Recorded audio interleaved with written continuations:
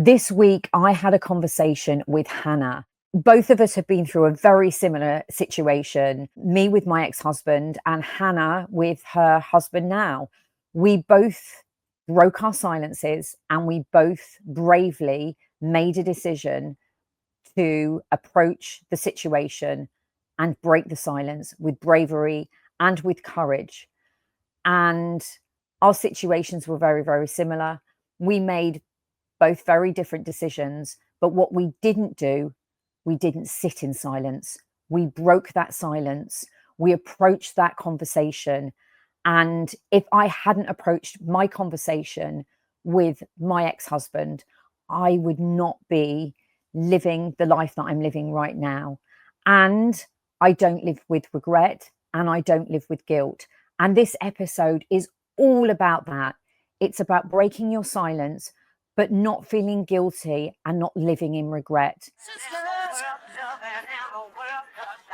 Today, I'm going to talk about the cost of silence, because we all have times in our lives where we choose to sit in silence. We choose to believe that a problem that we've got, a situation that we're in, a challenge that we're faced, that if we just push it underneath the carpet and we don't speak about it, that it will go away. It will erase, it will go away on its own. But the truth is, it only magnifies the issue. It just stalls the situation that's going to happen, and it stalls you from living your life. And those conversations and those thoughts keep whirling around in our heads. With this episode, I'm going to give you the tools and the strategies and the mindset to approach those conversations so that you can have them without guilt and, most importantly, without any regret. There's no right or wrong way to approach a situation, but staying silent really doesn't give you the opportunity to move on. I interviewed Hannah. Both of us I was with somebody who was an addict, and Hannah's husband was an addict and is in recovery. Both of us with similar stories, both of us very, very brave. We both opened up Pandora's box. We both spoke to our partners about the situation that they were in. Now, Hannah's bravery brought her courage, commitment, and it showed her compassion for her family and for her husband. And for me, I was brave because I chose to walk away.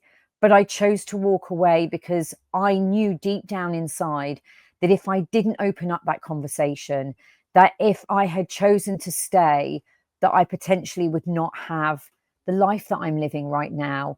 And I wanted to provide a life for my daughter that was going to be safe and that was going to be comforting and that was going to be supportive. So both of us with very similar stories, but we chose different paths. But the one thing that we both did was we didn't stay silent. We shared and we confronted and we went through the motions, and all of those fearful moments of what was going to happen once we opened Pandora's box and we started to have those conversations with our partners, with our families, with our friends, as to what we were going to do and how we were going to each navigate that journey. Neither path was easy. Both of us went through fear. There were tears. There was anxiety. There were so many different emotions that come with approaching a conflicting situation that could potentially tear your family apart or tear you apart. And have you got the strength to rebuild your family back together again, which was what Hannah chose. But both of those decisions held courage, and it meant both of us had to be brave in overcoming our silence, in breaking that silence and confronting those conversations, those difficult conversations, and really approaching the truth about what was really going on in our lives. So let me share with you some of the emotions and the mindset that I was in when I had to approach a situation. And I don't think it actually matters whether it's my situation or your situation. So whatever situation you might be in right now, think about your mindset. Are you afraid? Are you scared of what's on the other side of that conversation? Because I think that's what really keeps us stuck, and that's what keeps us in that silence. We're afraid of the outcome because we can't predict the future. But the one thing I do know is, if the future hasn't happened, it's not real. So you don't actually know what's on the other side of that conversation. What I do know, and what Hannah knew, is that from having those conversations, my life was hard, and I'm not gonna dress it up in any way, shape, or form. It was probably one of the hardest things I've ever had to do. I had to admit failure. I had to admit that my marriage was a shambles. I had to admit that I had married somebody who wasn't the person who I thought they were. And I had to admit to myself that I couldn't do it. I just couldn't see myself living a life with someone who I didn't trust. And I thought that for me, it was more about taking care of my child and making sure that she was going to be okay. And I had to be okay in order to be the mum that I wanted to be. And so I had to go through those fearful moments, and I had to really dig deep and create some courage, because courage doesn't just happen. I had to create courage within my belly, within my soul and my heart.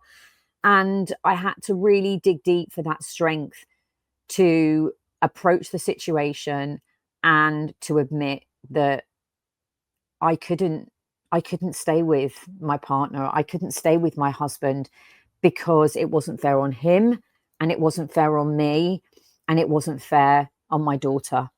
So I'd like to ask yourself this question. If you have a challenge that's going on right now, or if you have had a challenge that's happened in the past, what would happen if you did stay silent? What would have happened if you hadn't spoken out? And what do you think would happen to your life and to the situation that you're in if you chose not to speak it out? Because nothing will ever change unless you do find the courage to address the situation, to address the elephant in the room that is there. Because the elephant in the room doesn't go away. You can brush it underneath the carpet as much as you want, but the only thing that's going to happen is you become resentful, you become depressed, you become sad, you become a lesser version of yourself, because you lose yourself somewhere in that. You lose your strength, you lose your tenacity. And when we don't address things, when we don't face things head on, then what happens? Nothing changes. It's that same story that we tell ourselves, the stories that keep going around and around in our head. And we sit there at night thinking, how am I going to approach this? And what if I do approach this? What is my life going to be like? You know, it doesn't even have to be as dramatic as a real life-changing situation. It just could be a situation that's happening with a friend. It could be a situation that's happening at work. But if you choose to stay in silence, you dampen your voice. And I don't think any of us should dampen our voices. We should always be able to speak out, find our voices, find our truth, and speak our truth. And the truth may hurt, but what it does is it provides clarity. It provides space within your life and a relief that you've actually dealt with a situation or spoken whatever it is that might be happening right now in your life. Silence leaves you with the what ifs, and breaking that silence leaves you with peace of mind, because you're not losing yourself and you're not sitting there constantly thinking and mulling things over in your head about that same old conversation that you want to have, or that situation that you're scared of approaching. Do you want to sit in that silence? Do you want to feel frustrated and upset? Do you want to stay awake at night constantly thinking about what you should be doing? Or do you want clarity, and do you want peace of mind? Being honest can hurt. It can really hurt deep down inside, but it's just momentarily. And when you break your silence, what you'll find is a massive weight that's lifted off your shoulders. Just think about a time where you wanted to have a conversation with someone and you felt so relieved that you've actually done it. That's exactly what it is, be it big or be it small. I always talk from the heart with my episodes in my podcast, especially my coaching episodes, because I have had lived experiences.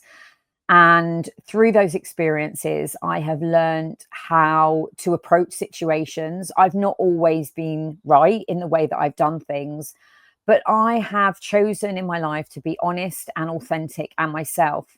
And the one thing that I've always done, if there is something that's bothering me, if there is a situation that I know deep down in my belly that either that relationship hasn't been right for me or the situation isn't working for me, it is always better to approach that situation and to have those conversations. So I thought I would share with you some insights into how I've been able to approach breaking my silence and having conversations that have, really eaten me up at times. Because if I can share them with you and if they can help you, then hopefully this could be a turning point for you in breaking your silence and helping you on your road to making changes in your life with confidence and knowing that you have a choice. You have a choice to sit in this situation or you have a choice to make some changes. So here's a framework to help you face those conversations head on, but remember, without guilt and without any regret, because we can do this slowly. And that's what it's always about. It's not about looking at the whole bigger picture and running in there. It's about reflecting back on the situation and by taking a step by step approach so you start moving forward and get the outcome that you deserve. With any conversation, it's never good to walk in there being angry or frustrated. Carefully think about how you want to approach that. What environment do you want to create when you start to open up the conversation? You make sure you're in a calm manner yourself. Make sure you're in a calm mindset. So don't do it if you're just coming rushing in from work. Think about an appropriate day, an appropriate time of day. What's the environment going to be? Is it going to be, maybe you're in your car, maybe you're going on a car journey and there is no way to walk away or get out. But obviously you don't want to make somebody feel suffocated at the same time, but you want to approach that situation or conversation in a calm way so the other person doesn't feel like they're being attacked. Because remember, you need to think about what you want to get out of it. What is the end outcome? It's got to be for your benefit. And if we go in guns blazing, then we're not going to get the right reaction. So that's the first step to take. Think about your mindset. Think about the environment that you're going to be in, how you're going to approach the conversation, where it's going to be, what time of day, what's happening before and after, because that person may well need some time to reflect and some space to reflect after you've had the conversation. Have you been in an environment where you've just suddenly flipped because you've had enough? Don't let the pot boil to that point. Keep yourself calm, keep yourself in the right frame of mind, and think about your approach. So pause and reflect before you react. The second thing that I've used that I think that is so important, prepare what you want to say. Think about the truth of the situation. Think about how you're going to approach it. What do you want the other person to understand what you're going through? And maybe you want to approach it and understand what that other person is going through. Maybe they're behaving in a particular way that creates this situation that you're in. Do you want to give it another chance? Do you want to give your friendship, your relationship another chance? Or are you ready to move on? So really have your points prepared as to what you're going to say when you start to have those conversations, because the conversation may not go as you want it to.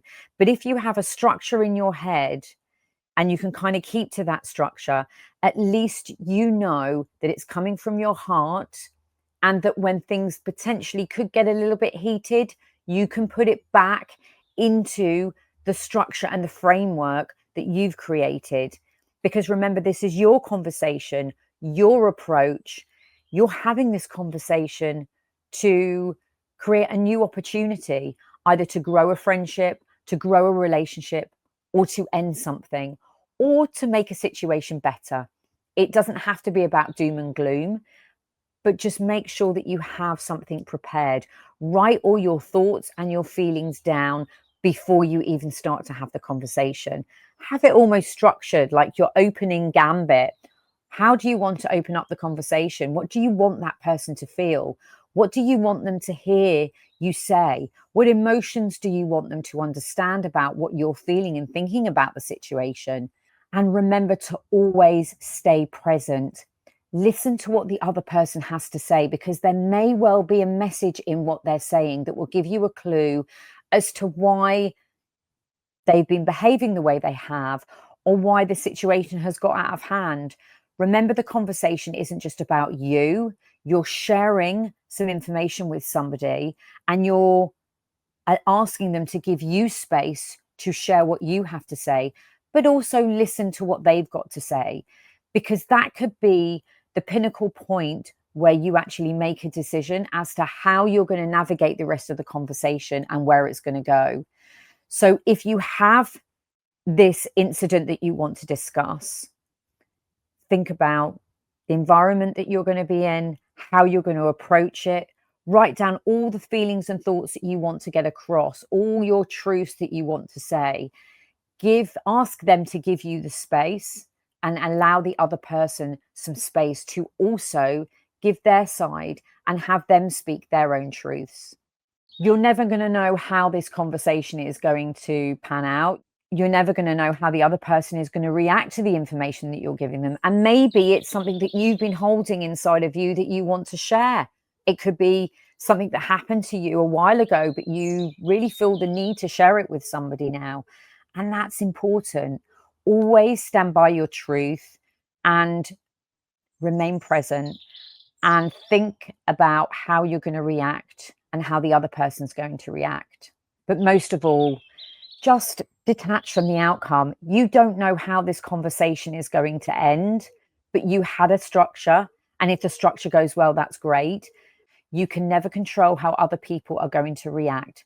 So once you've spoken your truth, once you've broken that silence, once you've shared the emotions and the feelings and the thoughts that you want with the other person about whatever situation that you're in, just remember to remove yourself and detach yourself from whatever that outcome could be if it doesn't go the way you planned, because your intention was to share a piece of information, is to break your silence so that you don't feel that frustration, that regret, that resentment that you have towards that person, and resentment towards yourself as well, because it could be that you're resenting yourself because you kept something from somebody that you really felt that you needed to share. So this is all about creating a safe environment, a calm environment, to have a conversation with somebody, to give them some information about you and about how you're feeling, and to have a structure and to plan what you're going to say. And remember to stay present in the moment. And whatever the outcome, you need to make sure that you remember why you wanted to have that conversation in the first place. It may not turn out the way you want it to, but the reasoning behind why you wanted to share whatever it is that you are with that person, that's the reason why you're having this conversation, why you're breaking your silence, because you know that you can no longer live with whatever that information is that's sitting in your head again and again and again and going round in your head. So it's for your own peace of mind that you've been able to share or speak to somebody and speak your truth, because that's how you walk away without any regret, because you know that you shared something with someone because you've needed to, you've wanted to for all of this time. And I'm sure that anyone that's listening to this is resonating. We've all got something that we may want to share with somebody, or that we have shared with someone. It may be big, it may be small, it could be something really trivial, or it could be something that's been sitting with you for so long, and you know that if you don't have that conversation with someone, if you don't break your silence, your life will never change, your friendship will never change, you want to share a bit of information about yourself to the world that you feel that people need to hear because it could actually help someone. And that's what Real Women's Stories is about, right? I don't regret anything I share on this show, because I know from the bottom of my heart that whatever I share is only going to help other people. And I've always said in my life that I don't want to live with regret. And that's why I made the decision. And that's why I broke my silence all those years ago. Over 20 years ago, I broke my silence. And now I've created a completely different way of being, a completely different life. And I made a promise to myself that if ever there was a situation that was sitting in my space that I felt that I needed to share, I'm not going to dampen my voice. I'm not going to dampen who I am and what I say, but it's how I approach that situation. And it's the mindset that I'm in when I approach that situation. I know why I'm sharing things. I know how I'm sharing them. And I'm also understanding that the outcome may not be the outcome that I want it to be, but that's okay, because I would rather have a voice and live without regret for the rest of my life. So let me ask you, what's the one conversation that you have been avoiding? Would you prefer to sit in silence? And what is that silence costing you? Are you living in regret? Are you living in fear for what the outcome could be? How is that affecting you mentally and physically to carry that silence? These episodes I deliver, I feel, are really important for this community of Real Women's Stories. So if any of this is resonating with you, I would encourage you to follow the show and share it with someone, because we all know by sharing our stories, we create community, and you help me grow Real Women's Stories community. So follow and share and subscribe so you don't miss another episode, and so I can keep sharing my vulnerable stories with you, and so I can provide you with the strategies that you need to move forward in your life. A final note to say that I'm here to have conversations with people. The reason why I started this podcast was to deliver these complimentary coaching episodes to you. So if you feel that you need coaching, or you would like to know what coaching is about, then just DM me. Honestly, it's just having a conversation. And that's really what I love to do. I'm all about connecting with people. And through this podcast, I have been connecting with so many more people. So if you are listening to this, and if you are second guessing yourself, and if you are questioning, should I DM Lisa Quait? Absolutely, hell yeah. Drop me an email, lisa@realwoman.coach. You can find me on Instagram at Lisa Quait, LinkedIn and Facebook. So I'm on all the different social media platforms. But don't hesitate, because the cost of silence could cost you so much more. And I would be more than happy for you to open up and to release that silence with me, so I can help you and support you through any challenge that you're going through with your life right now. And that conversation will be complimentary, because that's what I'm about. Real Woman Coach, Real Women Stories, delivering you real, authentic episodes and real conversations.